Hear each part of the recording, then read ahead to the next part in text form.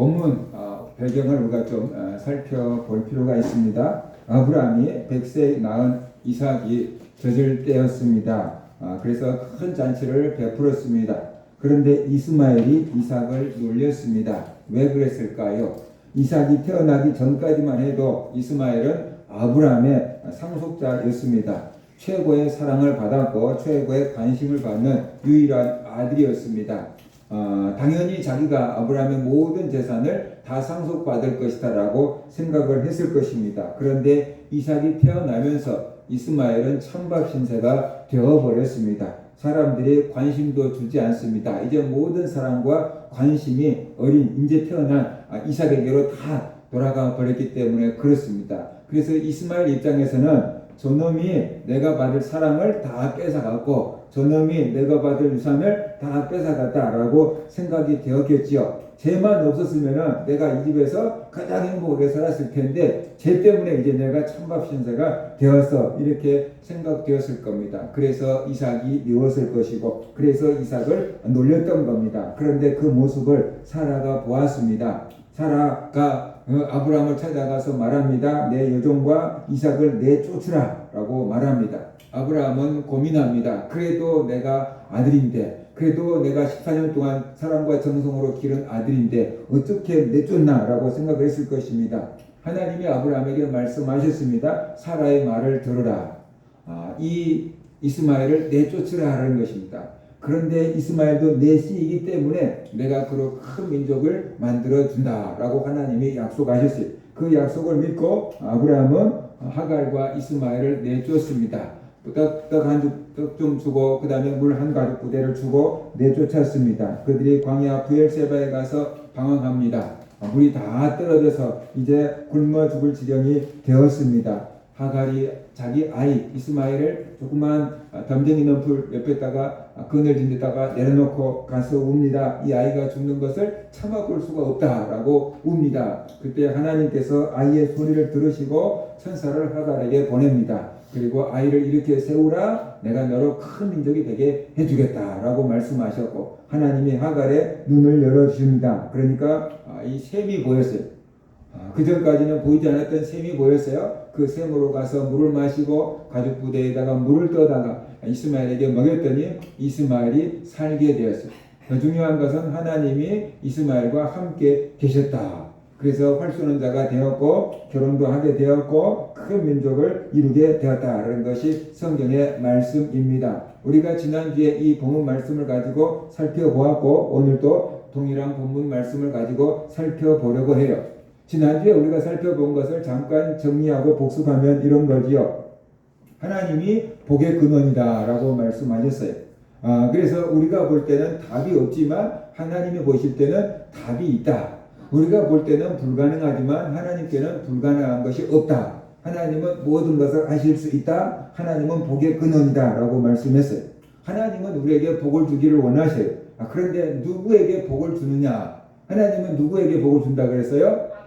아브라함의 후손, 아브라함의 자손에게 복을 준다라고 말씀하셨어요. 왜 아브라함의 자손에게 복을 주는가? 아브라함이 100세의 아들 이삭까지 하나님께 번제로 드리는 그런 믿음을 보였기 때문에 아브라함이 믿음의 조상이 되었고 그의 후손들에게까지 복을 주마라고 하나님이 약속을 하신 겁니다. 그렇기 때문에 아브라함의 후손이라는 것 자체가 복이고 그것 자체가 특권이다라고 했어요. 우리가 무엇을 잘해서 복을 받는 게 아니고 아브라함의 후손이기 때문에 복을 받은 거다. 그래서 하나님께서 그 아이의 울음소리를 들으신 거다.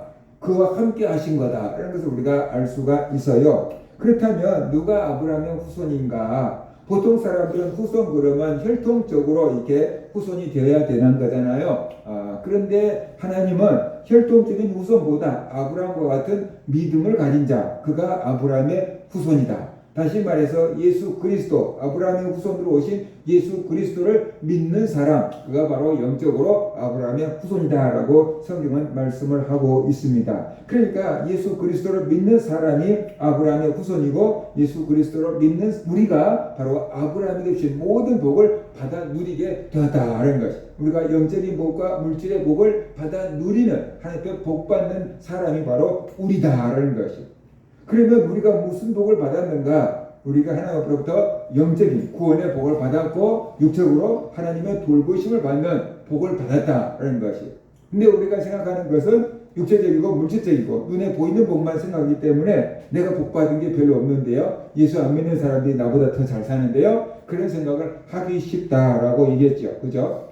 그래서 우리는 이미 육체적인 복보다 더 중요한 영적인 복을 받았고 영원한 생명을 받았습니다. 그리고 육체적으로 살아갈 때 필요한 복도 하나님께서 주시는데 그 복을 받아 누리는 방법이 뭐라 그랬어요? 믿음이다 그랬어요. 하나님을 신뢰하고 믿는 것만큼 내가 그 복을 받아 누릴 수가 있다. 하나님께는 모든 것이 다 풍성한데 내가 안 갖다 쓰면은 소용이 없는 거고 갖다 쓰면은 내 것이 되는 거다. 그것이 믿음이다. 믿음만큼 하나님께서 받아 누리며 살아갈 수가 있다. 라는 말씀을 드렸습니다. 이것이 지난주에 우리가 살펴본 말씀이었어요. 오늘은 똑같은 본문을 가지고 우리의 눈을 밝혀주신 복에 대해서 말씀을 드리려고 합니다. 하나님이 하갈과 이스마엘에게 복을 주어서 생명을 누리며 살게 하시잖아요. 근데 그 복을 주는 방법이 뭐였냐는 거예요. 물이 없어서 이제 죽을 지경이 되어서 통곡하고 있는 사람들에게 하나님께서 살 길을 열어주셨는데 그 살 길을 열어주신 방법이 뭐였어요? 눈을 밝혀주신 것. 하갈의 눈을 밝혀주신 것. 그래서 뭘 보게 하신 거예요? 샘을 보게 하시고 그 샘물을 마시고 하갈도 살고 이스마엘도 살게 해주셨다는 것이에요. 그러니까 하나님께서 우리에게 복을 주실 때 하나님이 복을 주신 방법이 뭐냐 그러면 눈을 밝혀주신다는 거죠. 눈을 밝혀주시면은 안 보이던 게 보인다는 거죠. 눈을 밝혀주시면은 살 길이 보인다는 거죠. 그러면은 보이면은 그 길을 가는 거예요. 그래서 사람들이 살고 복을 받게 되는 거예요. 그런데 망하는 사람들에게는 자꾸만 안 되는 건데 망하는 길인데 그것이 좋아 보여요. 그래서 자꾸만 거리 가서 안 되고 망하는 거예요. 죽는 거예요. 잘 되는 사람들은 자꾸만 잘 되는 길이 보여요. 그러니까 그 길을 가는 거예요. 그래서 잘 되는 거예요. 그래서 무엇을 보느냐에 따라서 사람이 다른 길을 가게 되고 인생이 달라지게 된다라는 것이. 하나님께서 복을 주실 때 우리의 눈을 열어주셔요. 그래서 복된 길, 잘 될 수 있는 길, 살 수 있는 길, 생명을 얻을 수 있는 길을 깨닫게 해주시는데 그런 사람이 결국 그걸 통해서 복을 받게 된다는 것을 우리가 알아야 돼요. 그래서 하나님께서 하갈의 눈을 열어주신 것처럼 우리의 눈을 열어주시는데 그것이 복이다라는 것을 우리가 알아야 돼요. 그냥 복이 하늘에서 또 떨어지는 게 아니에요. 눈을 열어서 복된 길을 선택하게 하고 그로 말미암아 복을 받게 하시는 것, 그것이 하나님이 사용하신 방법이다. 학생들 나를 봐. 뭘 보고 있어? 시험 공부해? 야, 그럼 예배 시간에 시험 공부해갖고 몇 점 더 맞는 것보다 하나님의 말씀을 듣고 하나님을 만나고 은혜를 받는 게 더 중요하다. 이런 것을 여러분이 깨달아야 돼요. 그러니까 뭐가 중요한지를 모르는 거야. 잘 되는 사람들은 뭐가 중요한지를 알아. 근데 잘 안 되는 사람들은 뭐가 중요한지를 몰라. 그래서 똑같은 시간을 살아가는데 효과가 다르고 인생이 달라지는 거다. 그래서 우리가 알아야 돼요. 하나님이 하갈의 눈을 열어주신 것처럼 그리고 샘을 보게 하신 것처럼 그것이 복이다. 그래서 우리가 알아야 돼요. 여러분들에게도 눈이 열리기를 주의 이름으로 축원합니다. 하나님의 말씀이 재밌게 들려지는 게 그게 영의 눈이 열린 거예요. 근데 영의 눈이 닫혀 있으면 하나님 말씀이 수면제처럼 들려요. 목사님 설교가 자장가처럼 들려요. 그래서 잠자는 거예요. 왔다가 그냥 갑니다. 그렇게 되는 거예요. 그래서 여러분들의 귀가 열리고 눈이 열리고 마음이 열리는 것, 그것이 하나님께서 복을 주는 방법이에요. 이 시간에 하나님 말씀을 듣는 가운데 여러분의 눈이 열리고 마음이 열리고 영안이 열리기를 주의 이름으로 축원합니다. 자, 그러면 열려야 돼. 뭐가 열려야 되는가? 이 샘물 속에 감춰놓은 하나님의 복음이 열려야 되는 거죠. 하나님이 하갈의 눈을 열어서 샘을 보게 했어요. 그러면 이 샘이 무엇을 상징하는가 하는 것이, 이 샘이 무엇을 상징하는가? 하나님이 이 구약의 섰던 속에 복음을 감춰놨거든요. 그러면 영의 눈이 열리면 그 복음을 구약 속에서 찾아내야 되는 거거든요. 근데 복음이 눈이 열리지 않으면 그냥 샘물을 발견했구나. 광야에서 샘을 발견해서 먹고 살았구나. 광야에서 샘을 발견하더니 기적이네. 이렇게 생각하고 넘어간다는 거죠. 그러면 이 샘이 뭘 상징할까를 우리가 알아야 되는 거예요. 샘은 생명을 상징하는 거죠. 광야에서 물은 곧 생명과 직결되는 것입니다. 물이 없으면 죽고 물이 있으면 사는 것이죠. 그러니까 광야에서 이 샘물이라는 것은 생명을 상징해요. 그래서 샘을 얻었기 때문에, 발견했기 때문에 하갈도 살고 이스마엘도 산 거잖아요. 그래서 이 샘은 생명을 상징한다라는 것을 우리가 알아야 돼요. 근데 그 생명이 어디서 나옵니까? 하나님에게서 나오잖아요. 에덴 동산에서부터 생명의 강이 4개로 갈라져 나오잖아요. 계시록에서도 생명수 강이 흘러 나오잖아요. 어디서부터 흘러 나옵니까? 하나님의 보좌로부터 생명수가 흘러 나오잖아요. 그 육의 생명을 갖고 영의 생명을 설명하고 있는 것이에요. 육의 생명에 꼭 필요한 것이 물이에요. 그죠? 영의 생명에 꼭 필요한 게 뭘까요? 하나님이죠. 그런 것들을 하나님께서 비유를 이렇게 보여주신 것입니다. 그래서 물이 두 번째로 상징하는 것은 예수 그리스도예요. 왜 샘물이 예수 그리스도를 상징합니까? 육신의 생명에 물이 필요하듯이 우리 영혼의 생명에는 예수님이 필요하다라는 것이죠. 그래서 예수님께서 자신을 가리켜서 생명이다라고 말씀하셨어요. 요한복음 14장 6절 예수께서 이르시되 내가 곧 길이요 진리요 그 다음에 뭐라 했어요? 생명이니. 예수님이 생명이에요. 우리 영의 생명이에요. 그러니까 이 물은 그냥 마실 수 있는 물이었지만 그 물은 생명을 상징하고 생명은 누구에게서 오냐? 예수님에게서 온다. 그래서 그 물은 샘은 예수님을 상징하는 것이에요. 그것이 복음이에요. 하나님께서 감춰놓은 복음이에요.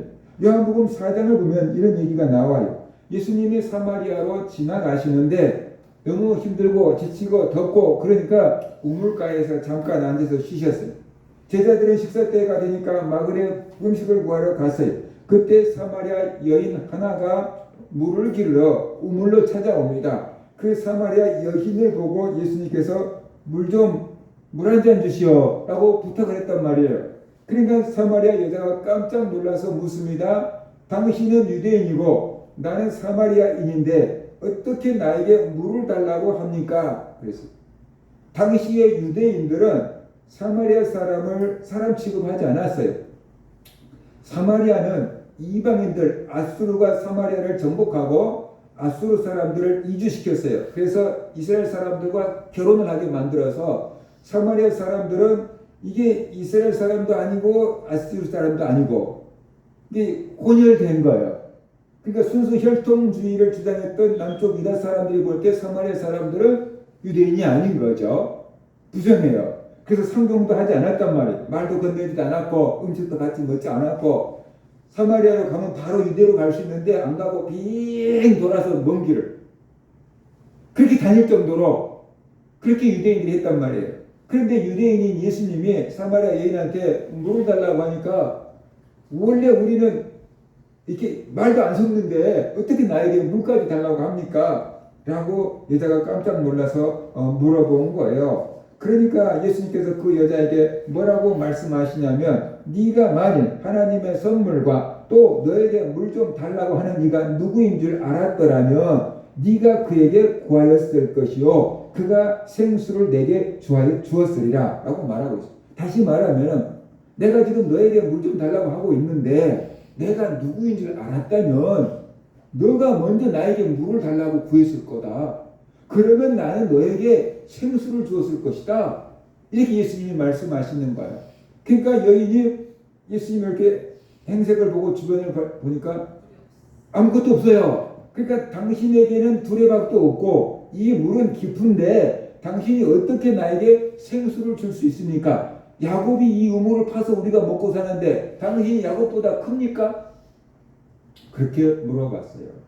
그러니까 예수님께서 뭐라고 말씀하시냐면 야곱이 준 이 물을 마시는 자마다 다시 목마르려니와 내가 주는 물을 마시는 자는 영원히 목마르지 아니하리니 내가 주는 물은 그 속에서 영생하도록 솟아나는 샘물이 되리라 라고 말씀하셨어요. 세상에 이런 물이 어디 있겠어요? 야곱이 준 물 가서 먹고 목마르면 또 들어와야 돼. 그런데 예수님이 주는 물은 한번 마시면 그 속에서 영생하도록 솟아나는 샘물이 되리라라고 말씀하신 거예요. 그러니까 예수님은 사마리아 여인에게 영원히 목마르지 않는 생수를 주겠다라고 말씀하시잖아요. 그러니까 예수님이 생수고 예수님이 샘이다.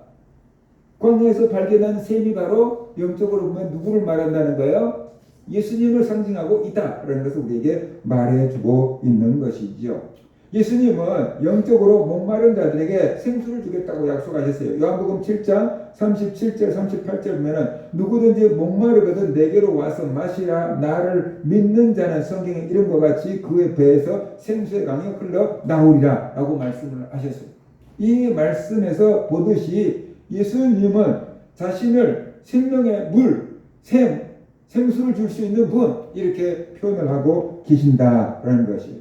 그래서 하갈의 눈을 열어서 보여주신 샘물은 바로 예수 그리스도, 신약시대에 오실 예수 그리스도를 상징하는 거다라고 볼 수가 있어요. 하갈이 눈이 열려서 샘을 발견하고 그 물을 마시고 산 것처럼 신약시대 사람들이 영적인 눈이 열어져서 예수님을 발견하고 예수님이 누구인지 알고 그 예수님을 믿으면 영원한 생명을 얻는다라는 것을 이렇게 보여주고 있는 것입니다. 그것이 예수님 이야기인 거예요. 모든 성경이 다 예수님을 얘기하고 있다 그랬잖아요. 그러니까 샘물을 마시면 사는 것처럼 예수님의 말씀을 믿으면 사는 거예요. 그 샘이 예수님이니까. 그 샘은 생명을 상징하니까. 예수님이 생명의 창조자니까.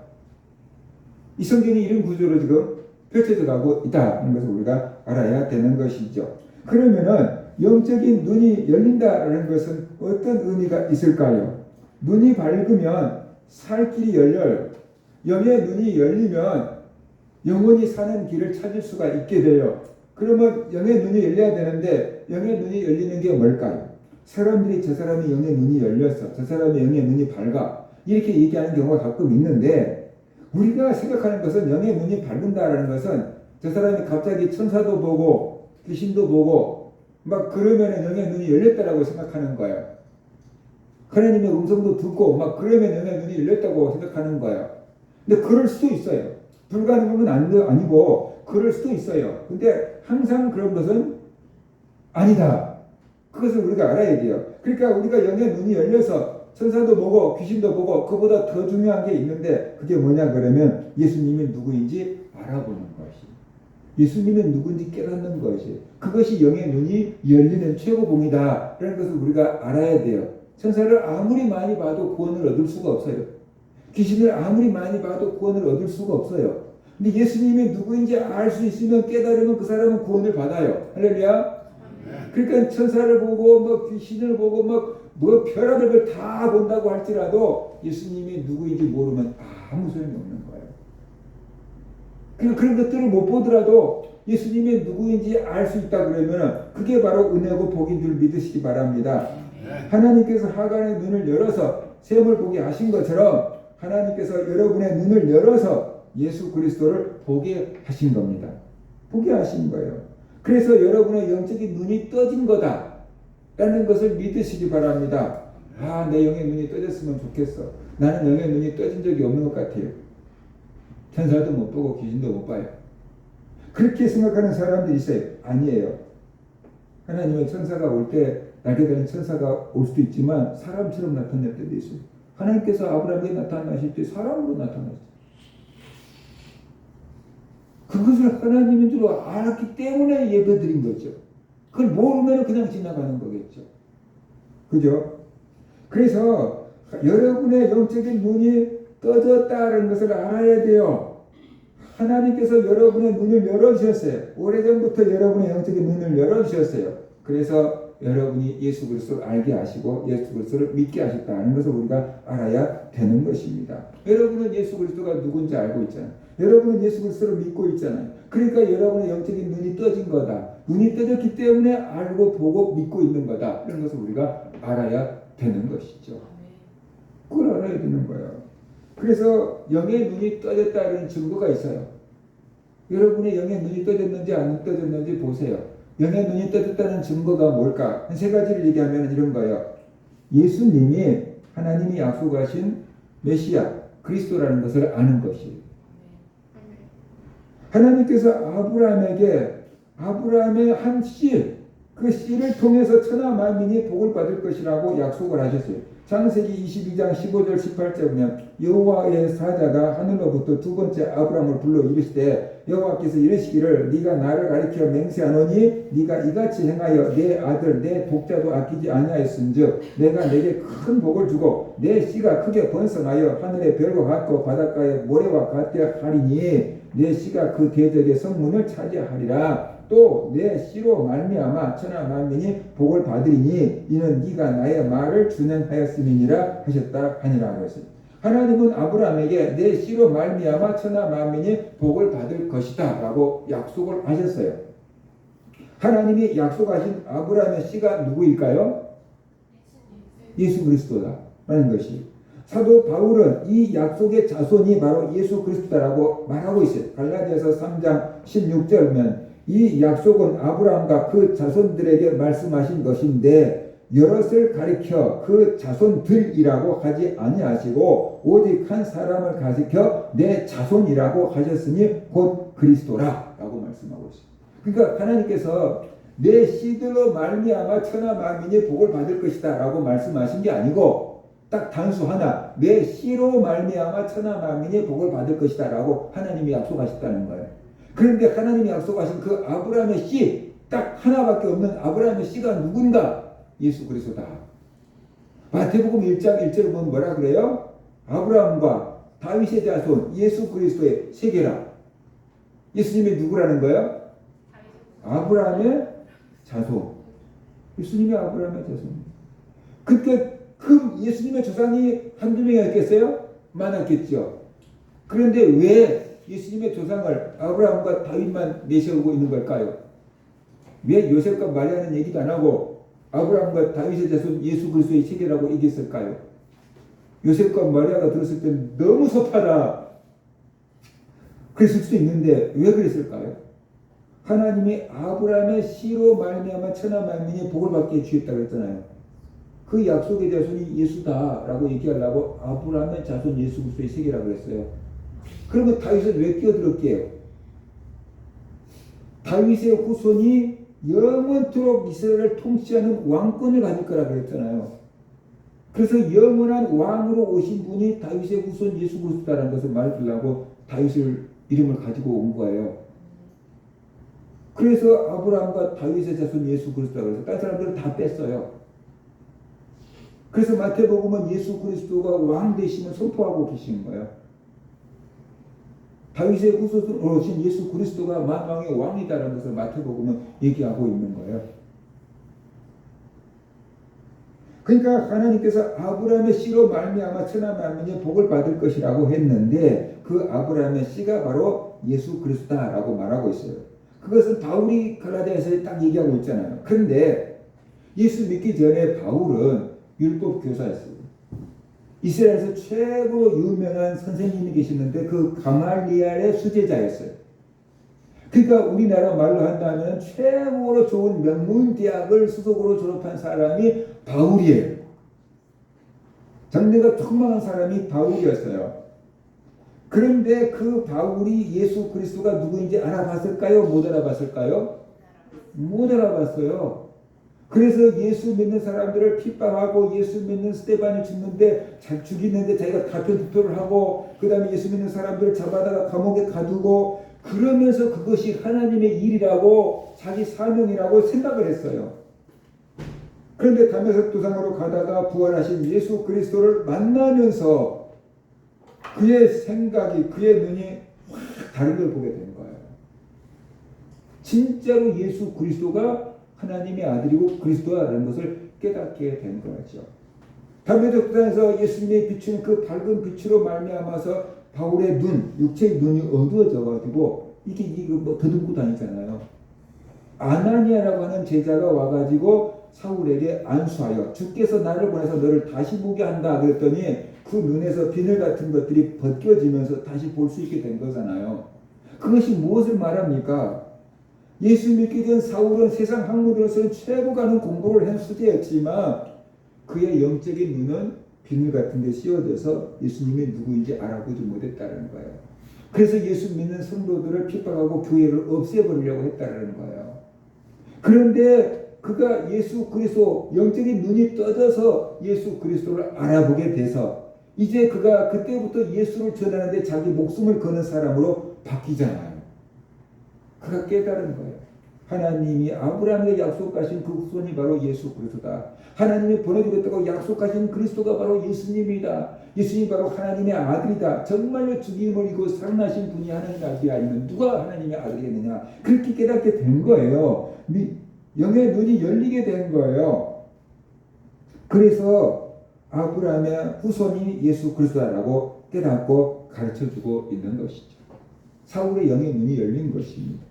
우리의 영적인 눈이 열리면 바울처럼 깨닫게 돼요. 예수님이 하나님의 아들이고 예수님이 그리스도다. 하나님이 약속하신 그 아브라함의 씨가 예수님이다. 다윗의 후손이 예수님이다. 라는 것을 깨닫게 되고 그 예수님을 믿게 되는 것이 이것이 바로 우리 영의 눈이 열리기 때문에 그것이 깨달아지고 그것이 믿어진 거예요. 그러니까 여러분의 영의 눈이 열렸는지 확인을 해보시라는 거예요. 그 다음에 두 번째로 예수님이 하나님의 아들이다라는 것이 믿어져요. 예수님께서 제자들에게 묻습니다. 너희는 나를 누구라고 하느냐? 베드로가 대답합니다. 주는 그리스도시요 살아계신 하나님의 아들입니다. 그럴 때 예수님께서 시몬아 네가 복이다 이렇게 말씀하시고 이것을 너에게 알게 하신 이는 하늘에 계신 아버지다라고 말씀하셨어요.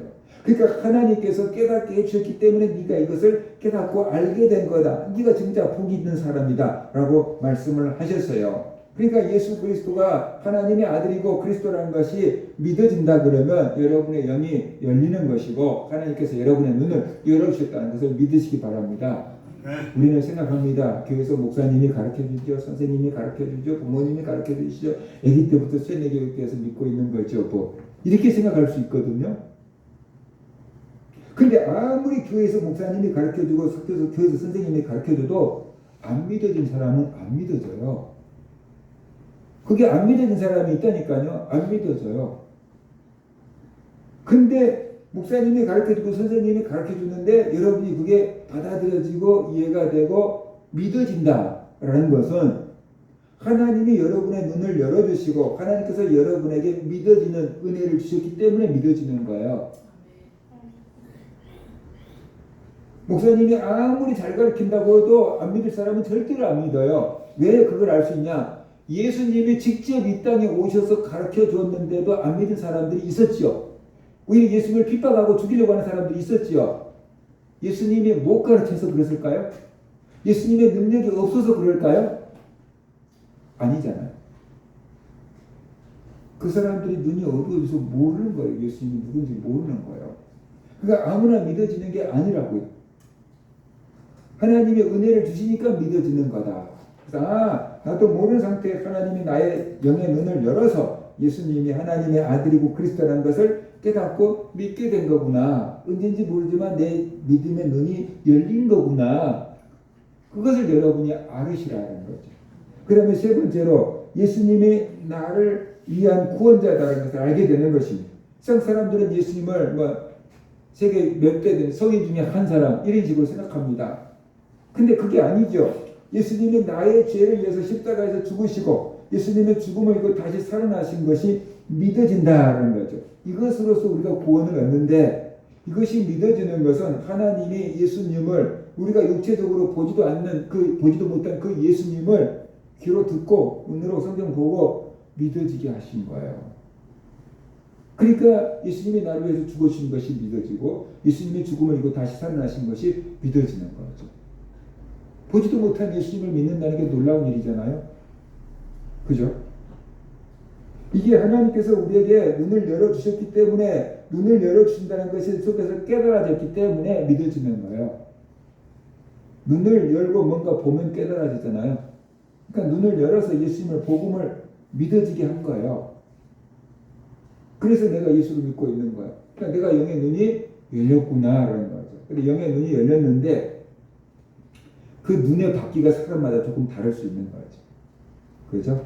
강아지들을 이렇게 나서 길러보면은 강아지가 태어날 때 눈 위에 눈꺼풀하고 밑에 눈꺼풀이 이렇게 딱 붙어 있어요. 이렇게. 그래가지고 이렇게 한 일주일 지나면 이것이 이제 눈에 딱 칼로 자른 것처럼 금이 발라져요. 그래갖고 눈이 조금씩 이렇게 떠져요. 그래서 나중에 눈이 동그랗게 되는 거예요. 처음부터 뜨고 있는 게 아니에요. 붙어있고 나와 이렇게 붙어있고. 눈이 열리는데 조금씩 열릴 수 있어요. 우리 육체적인 시력도 1.0인 사람도 있고 0.5인 사람도 있고 그것처럼 0의 눈이 열려도 0.2로 열린 사람이 있고 0.3, 4, 5, 1.0 몽골 사람들 뭐 2.0도 나오는가 봐. 아무튼 막 2.0까지 열린 사람들도 있을 수 있어요. 그래서 성경을 보면은 이 사람은 요 정도만 깨닫는데 어떤 사람은 요 정도 깨닫고 어떤 사람은 많이 깨닫고 그거예요. 눈이 열린 게 다르기 때문에 그런 거예요. 아무튼 눈이 열렸기 때문에 예수님을 구주로 믿고 있는 거다라는 것을 아시기 바랍니다. 그러면은 어떻게 하면 영의 눈이 열리냐? 나도 영의 눈이 더 활짝 열리고 싶어요. 어떻게 하면 영의 눈이 열릴까요? 그거예요. 하나님께서 하갈의 눈을 밝혀주신 것은 우리의 눈을 밝혀주신 겁니다. 하나님께서 하갈의 눈을 열어준 것처럼 여러분의 영적인 눈을 열어주셔야 돼요. 그래야지 우리 영의 눈이 더 밝아진다라는 것을 우리가 알아야 돼요. 하나님께서 깨닫게 해주시는 거예요. 예수님을 알아보는 것은 우리의 지혜로 되는 게 아니에요. 세상의 지식으로 되는 게 아니고요. 경험으로 되는 것도 아니에요. 예전에 이어령 그 교수님이 예수 믿기 전에 대학원생들에게 성경을 가르쳤대요. 문학으로 성경을 가르쳤대요. 문학적으로도 성경이 굉장히 가치가 있거든요. 그러니까 그냥 문학책으로 성경을 가르쳤대요. 자기가 연구하고 학생들한테 강의까지 했대요. 그런데 예수님을 안 믿은 거예요. 나중에 딸을 통해서 예수 만나고 은혜를 받고 성경을 읽으니까 똑같은 성경을 읽는데 영의 세계가 열린 거예요. 그래서 지성에서 영성으로. 옛날에는 성경을 지성으로만 본 거예요. 근데 나중에 예수 믿고 나니까 영의 눈이 열려 성경이 영적으로 보인 거예요. 지성에서 영성으로 옮겨온 거예요. 그러니까 지식의 눈으로 성경을 볼 수가 있는 게 아니에요. 예수님의 고향 사람들과 예수님의 친척들도 예수님을 안다고 했는데 요셉과 마리아의 아들 목수로만 알았어요. 그러니까 알기는 알았는데 육체적으로 알았지 영적으로 아는 게 아니에요. 그죠? 이스라엘의 종교 지도자들 있잖아요. 대표적인 사람들이 서기관과 바리새인들, 장로들 이런 사람들이 이스라엘 종교 지도자들이잖아요. 그들은 성경을 연구하고 가르치고 오신 메시아를 기다리라고 하는 사람들이에요. 그런데 그 메시아가 왔는데 알아봤어요? 못 알아봤어요? 못 알아봤어요. 예수님을 십자가에 죽이라고 하는데 앞장섰잖아요. 정치 지도자들, 해롭 같은 사람들도 예수님을 알아봤어요? 못 알아봤어요? 못 알아봤어요. 그러니까 세상의 지식과 경험과 지위로 예수님을 알아볼 수 있는 게 아니다라는 것이에요. 하나님께서 깨닫게 해 주셔야지만 알 수 있다라는 거죠. 하나님께서 깨닫게 해 주셔야지 예수님이 누구인지 알 수 있고 그 예수님을 믿을 수 있다라는 거죠. 성령님께서 예수님의 말씀이 생각나게 하시고 깨닫게 해 주셔야 돼요. 그래야지 그것이 믿음이 되고 나를 살릴 수 있게 돼요. 우리가 교회에서 아무리 성경을 읽고 교회에서 아무리 성경 말씀을 들어도 하나님의 성령이 여러분 안에서 생각나게 하고 깨닫게 해주셔야 돼요. 그래야지 여러분의 믿음이 돼. 그런데 생각나게 하고 깨닫게 해주지 않으면 믿음이 안 돼. 한쪽 귀로 왔다 한쪽 귀로 싹 가버려요. 소용없어요. 그러니까 하나님이 도와주셔야만 되는 거예요. 하나님이 역사하셔야지만 되는 거예요. 그러니까 저 학생들도 은혜 받게끔 우리가 기도해 줘야 되는 거예요. 하나님이 저 학생들 가운데 역사할 수 있도록 기도가 뒷받침이 돼야 되는 거예요. 그럴 때 그냥 막 깡패 같은 사람도 하나님이 그냥 역사를 하시는 거예요. 누군가가 기도가 있기 때문에 그 사람들이 하나님을 만나게 되는 거예요. 그냥 만나지는 건 아니에요. 그러니까 낙수물이 바위를 뚫는다 그러잖아요. 처막 끝에서 떨어지는 그 물이 똑똑똑똑 떨어지면 나중에 바위도 파여 나간다 그러잖아요. 그것처럼 우리의 기도가 계속 쌓이다가 뭐 어느 순간 어떻게 돼요? 그 사람들의 심령이 깨지고 변화가 되는 것이죠. 하나님을 만나게 되는 거다 하는 것을 우리가 알아야 되는 것입니다. 그러니까 내가 예수님이 하나님의 아들이요 그리스도라고 믿어지는 것 자체가 은혜다. 하나님의 터치가 내게 있었고 하나님께서 내게 영적인 눈을 열어줬기 때문에 그것이 깨달아지고 믿어진 거다라는 것을 아시기 바랍니다. 자, 예수님을 믿으면 우리가 하나님께서 이렇게 깨닫게 해주셔야 돼. 마태복음 16장 아까 얘기했잖아요. 예수님께서 너희들은 나를 누구라고 하냐? 그때 베드로가 대답하잖아요. 주는 그리스도시요 살아계신 하나님의 아들입니다. 그때 예수님께서 하시는 말씀이 바요나 시몬아 네가 복이 있다 그랬어요. 복이 있다 그랬어요. 예수님이 복이 있다고 하면 그 사람은 복이 있는 거예요. 사람들이 아무리 저 사람 복 받은 사람이야 라고 할 때 하나님께서 야 어리석은 부자야 그러면 그 사람은 복이 있는 거예요 없는 거예요? 없는 거예요. 사람들의 평가가 중요한 게 아니고 하나님의 평가가 중요한 거예요. 사람들은 그 사람에게 부자라고 그랬어요. 그런데 하나님은 어리석은 부자야. 오늘 저녁에 내가 네 영혼을 도로 찾아가면 네가 예비한 재산은 누구 것이 되겠느냐 그러잖아요. 그 사람은 어리석은 사람이에요. 근데 하나님께서 예수님께서 베드로에게 시몬아 네가 복이 있다 그러잖아요. 그러니까 시몬이 복이 있는 거예요. 왜 시몬이 복이 있다 그랬어요? 예수님이 누구인지 알아보는 거예요. 예수님이 그리스도고 하나님의 아들이라는 것을 베드로가 알아보니까 네가 진짜 복이 있다 그러는데 왜 복이 있다고 했냐 그러면은 하나님이 너에게 은혜를 주었고 하나님이 너에게 그것을 깨닫게 해주셨으니까 네가 복받은 사람이다 라고 말씀하시는 거예요. 여러분은 복받은 사람이 아니에요? 내가 복받은 사람이라는 걸 알아야 돼요. 근데 우리는 그런 개념이 없어요. 나보다 잘 사는 사람들만 막 부러워하며 살아요. 언제나 나도 저 사람들처럼 저렇게 살아볼까 막 이렇게 생각하고 살아요. 그게 아니고 내가 복받은 사람이라는 걸 알아야 돼요. 그래야지 복받은 사람처럼 살 수 있는 거예요. 복을 받은 다음에 복받은 사람처럼 사는 게 아니고 현실이 어려울지라도 내가 복받은 사람이라는 것을 믿고 인정하고 그렇게 생각하고 살아갈 때 내가 복받은 사람이 되는 거예요. 먼저 생각 속에서 내가 이루어지고 그 생각이 현실화되는 거다. 그래서 우리가 알아야 돼요. 그러니까 집을 짓는 사람들 머릿속에 설계도가 있다니까요. 이 집이 올라가기 전에 건물이 올라가기 전에 설계사들 마음속에 어떻게 돼요? 여기가 설계도가 다 있어요. 그죠? 그리고 그것을 이렇게 설계도로 그려놓고 그것을 더 현실화시켜 놓으면 조감도가 되고 그것이 현실화되면 진짜로 건물이 되는 거잖아요.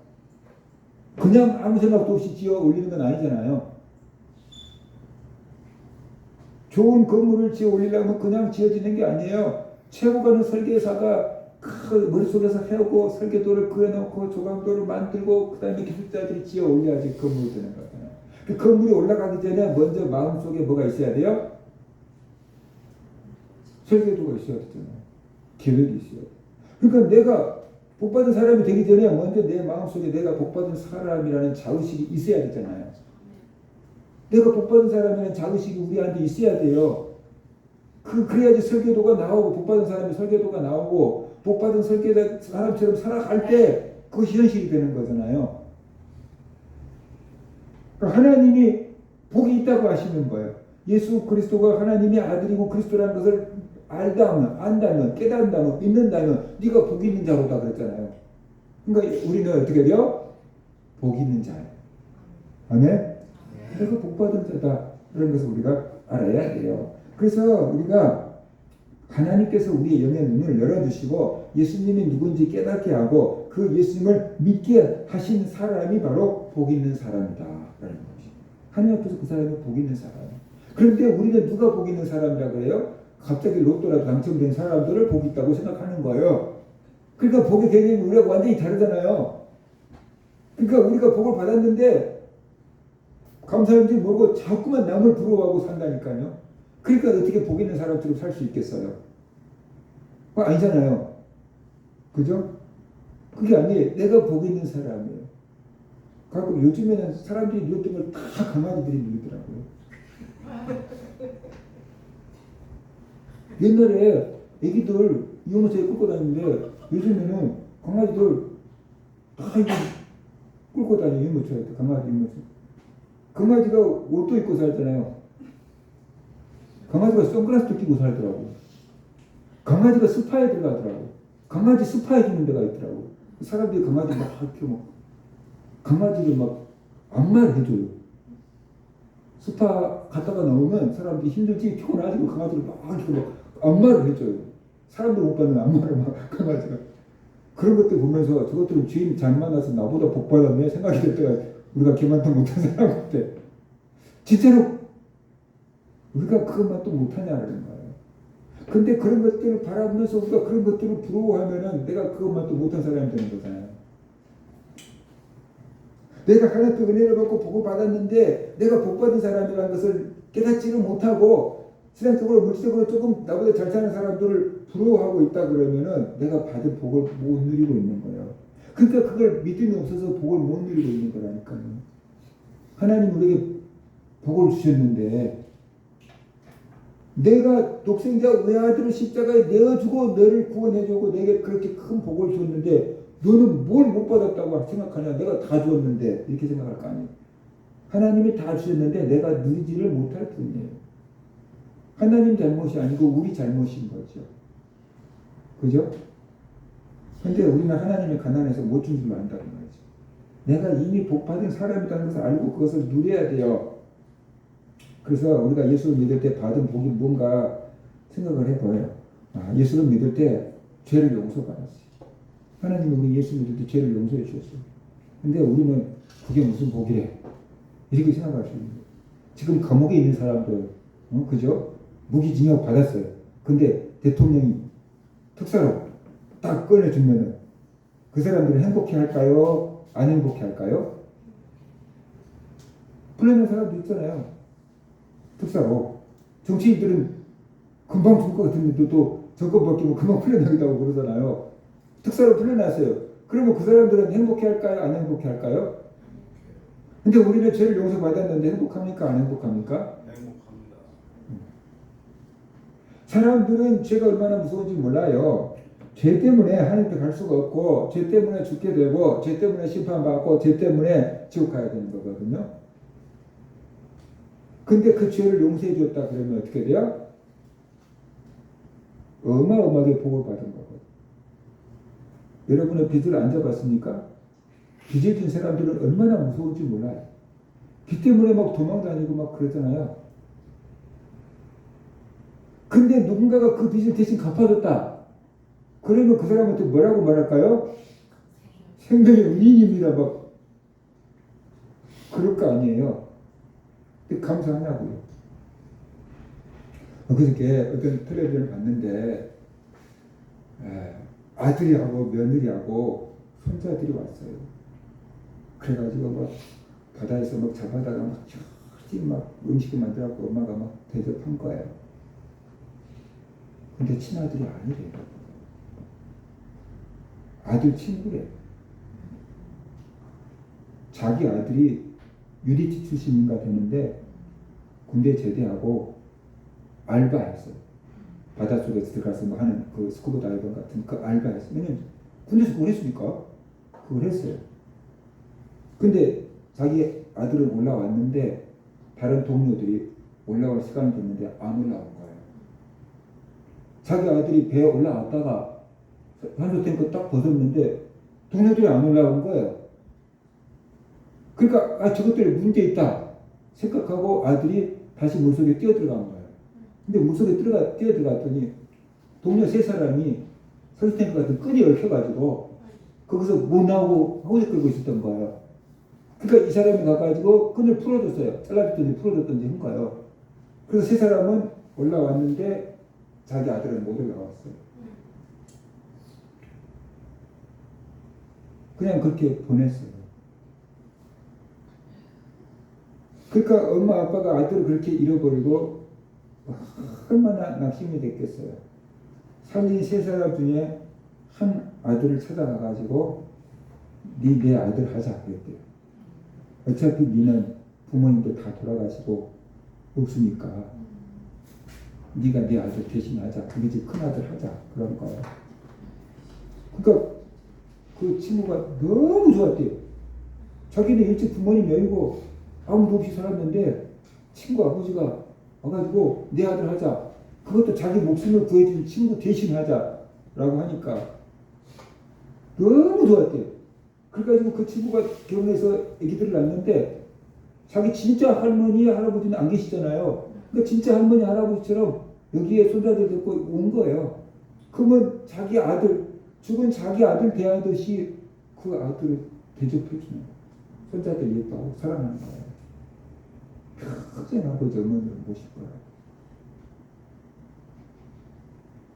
그것이 자기 목숨을 살려준 자기 친구에 대한 그 보답이고, 그러니까. 예수님께서 십자가에서 죽어주시고 피 흘려주시고 우리를 죄에서 구원해 주셨거든요. 그러니까 우리가 죄에서 용서받은 것이 얼마나 큰 복인지 우리가 알아야 되는데, 돈도 안 되는 거 뭐 이런 식으로 생각할 수도 있다는 거죠. 우리가 예수를 믿고 죄를 용서받은 것이 얼마나 큰 복인지 깨달으시기 바랍니다. 그렇죠? 그 다음에 하나님의 자녀가 되었어요. 요한복음 1장 12절에 보면 영접하는 자 곧 그 이름을 믿는 자들에게는 하나님의 자녀가 되는 권세를 주셨으니 이는 혈통으로나 육적으로나 사람의 뜻으로 난 것이 아니요 오직 하나님의 뜻으로 된 자들이니라 그러잖아요.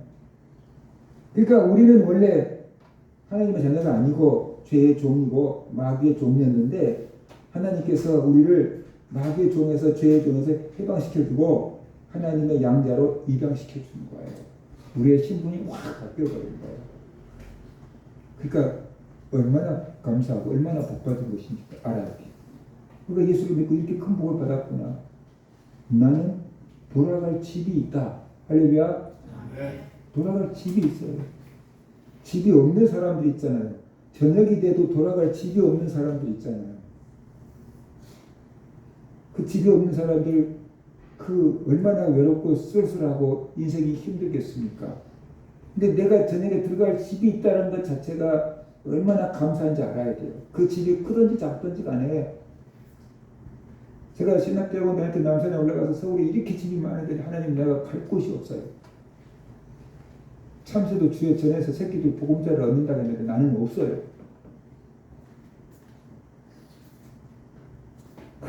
눈물을 흘리면서 기도한 때가 있었어요. 우리가 돌아갈 집이 있다는 게 감사하게 생각해야 돼요. 죽은 다음에 돌아갈 집이 있어요. 우리가 죽은 다음에 돌아갈 하나님의 집이 있고 우리 아버지 집이 있고 우리 집이 있어요. 돈 주고 산 것도 아니잖아요.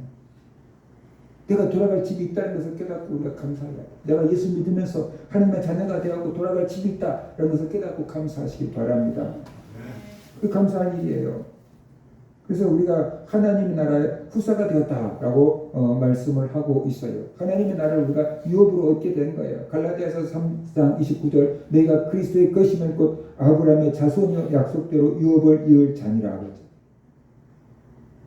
아브라함의 유업을 잇는 것도 거부가 된 거예요. 근데 하나님의 유업을 잇게 돼요. 우리가. 그래서 하나님의 나라를 유업으로 받게 되고 하나님의 나라에서 거할 수 있게 되는 것이니까 우리가 얼마나 큰 복을 받은 것인가 우리가 알아야 돼요. 이 세상에서 잘 사는 부모들이 아마 10억, 20억짜리 아파트 하나만 물려줘도 얼마나 복 받았다고 생각하고 얼마나 부러워해요. 근데 하나님께서 우리에게 천국에 거할 수 있는 곳을 마련해 준다고 했으니까 처소를 예비하러 간다고 그랬잖아요. 처소가 예비되면 와서 우리를 데려갈 거라고 하셨잖아요. 그러니까 천국에 내 집이 마련되어 있다는 것을 생각할 때 우리가 얼마나 복받은 사람인가 우리가 알아야 돼요. 서울에 있는 집 한 평 살려고 해도 한 평당 얼마씩 해요? 5천만 원씩 한 데도 있잖아요. 천국에 한 평 살려고 하면 얼마를 줘야 될까요? 상상도 못할 것을 하나님께서 우리에게 주신 거예요.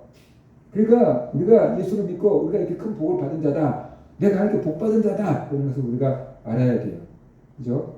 그럼 내가 복 받는다는 걸 알았다고는 그것을 누려야 되는데 그것을 누리려면 어떻게 누립니까? 우리에게 사명을 있다는 걸 알고 사명을 감당해야 돼요. 우리가 예수께 복 받은 사람으로서 사명이 있어요. 그 사명이 무엇입니까? 다른 사람을 살리는 것입니다. 하나님께서 하갈의 눈을 열어주신 이유가 뭐라 그랬어요? 일단 하갈이 그 물을 먹고 사는 거고 2단은 하갈이 물을 떠다가 이스마엘을 살리는 거예요. 그죠? 이스마엘 때문에 복을 준 거예요. 아브라함의 자손이라는 것 때문에. 그러니까 하나님께서 우리로 예수를 믿고 은혜를 받고 구원을 받게 하신 것은 우리에게 영원한 생명을 주기 위함이에요. 그래서 우리가 예수를 믿고 은혜를 받고 구원을 받고 영생을 얻었어요.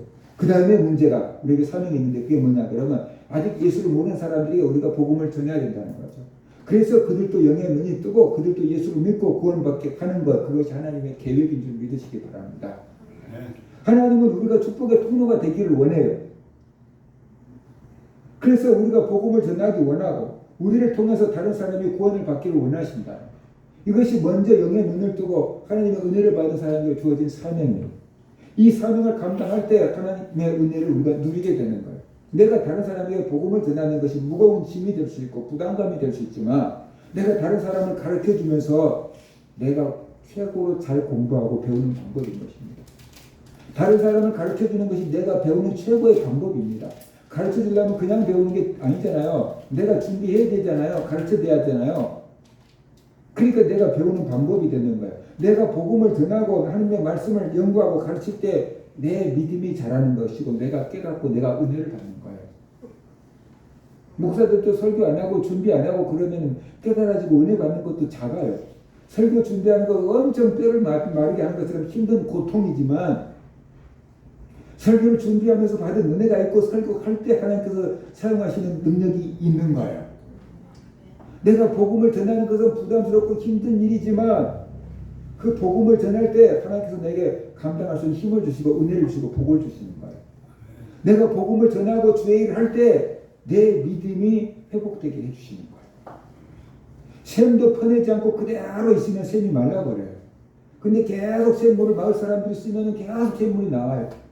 제가 자랐을 때 굉장히 집에 시골에 가구가 많았는데 샘물을 다 갖고 먹었는데 계속 샘물이 쌓여요. 다 퍼내버려도 다음날 아침 되면 가득 차 있어요. 그런데 마을에 사람들이 안 살고 샘을 안 쓰니까 어떻게 돼요? 샘이 다 말라버려요. 우리가 다른 사람에게 하나님께 받은 은혜를 계속해서 하나님의 말씀을 간증을 계속해서 다른 사람에게 퍼내야 돼요. 그러면 우리 속에서 영원히 마르지 않는 생수가 쏟아져 나와요. 그런데 우리가 입을 다물고 복음을 전하지 않냐고 하나님이라 감당하지 않고 있으면 그 샘이 말라버려요. 그러니까 하나님께 받은 영적인 은혜와 복을 누리는 방법은 계속해서 퍼내주는 거예요. 없어지는 게 아니에요. 복음을 계속해서 다른 사람에게 전해주고 주의를 하고 말씀을 가르쳐주고 그럴 때 내 믿음이 회복되고 내가 은혜 받은 것이 유지가 되고 하나님이 나에게 계속 복을 부어주신다는 것을 우리가 알아야 돼요. 그것이 은혜를 누리는 거예요.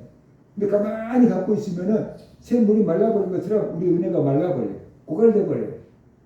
그래서 메마른 심령이 돼버려요. 그러니까 복음을 전하는 것 자체가 은혜를 누리는 방법이고 복음을 전하는 것 자체가 내가 하나님께 계속해서 은혜를 받는 길이다. 이런 것을 우리가 알아야 돼요. 하나님은 우리를 힘들게 하고 부담스럽게 하려고 복음을 전하고 주의를 하라고 한 게 아니고 우리에게 은혜를 주려고 주의를 하라고 한 거고 우리에게 복을 주려고 주의를 하라고 한 거고 우리가 받은 은혜를 계속 유지하게 하고 더 풍성하게 하려고 주의를 하라고 하신 거예요. 우리를 살리는 방법이에요. 우리가 사는 길이에요. 그것이 하나님의 은혜를 누리는 방법이에요. 그래서 아까 하나님의 복을 지난주에는 누리는 방법이 믿음이라고 했잖아요. 하나님의 복을 누리는 방법이 믿음이다. 오늘은 하나님께서 우리 영의 눈을 뜨게 해주셨는데 그 영의 눈을 뜨게 한 우리가 더 영의 눈이 밝아지고 더 은혜를 받고 복을 받는 방법은 복음을 전하는 거예요. 주의를 하는 거예요. 주의를 하고 복음을 전하면 내가 깨닫지 못했던 것들이 막 깨달아져. 전하는 동안에만 깨달아져요. 준비하는 동안에 깨달아져요. 그래서 영의 눈이 더 밝아져요. 그래서 더 큰 은혜를 누리게 돼요.